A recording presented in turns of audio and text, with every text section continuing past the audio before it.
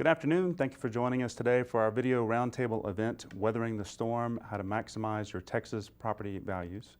I'm your host, Matt Hudgens, and this is Dick Anderson. He's a partner at HPI Real Estate Services and Investments. Sam Houston, at the other end, is a project partner at HPI Real Estate Services and Investments also. Andrew Levy, Senior Managing Director at Holiday Fenolio Fowler LP in Dallas. What can the property owner do to combat some of these forces that are weighing on them and weighing on the economy? What we're trying to do is to really, like Sam mentioned earlier, really understand our tenants and what they do.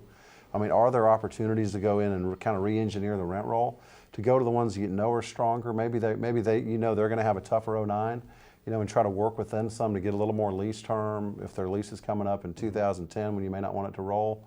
For sure, early on the renewals, if their lease is coming up in 2009. The worst thing you can do in a bad market is lose tenants. Sam mentioned downtime, additional tenant finish, free rent. It's a nightmare for a landlord to lose tenants in a down market. So we have to fight hard to know our tenants and keep them.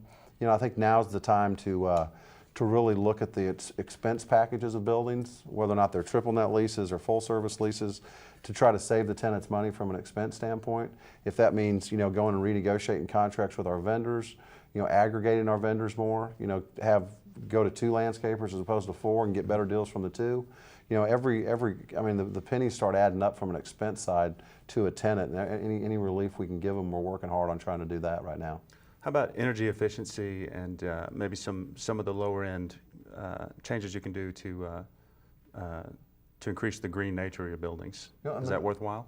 I mean, in all of our new developments, we have tried to be as green as possible, because it's just, I would call it economically green. I mean, things that are really going to, in our business, it all comes down to, the lip service of green is one thing, but the rubber meets the road if it's economically feasible to do something. We've tried to take advantage of all that we can.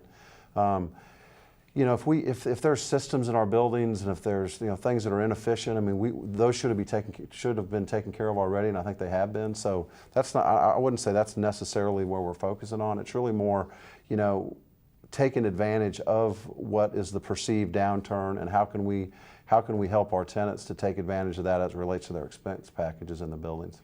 Have you done? Is this a good time to do strategies of maybe taking your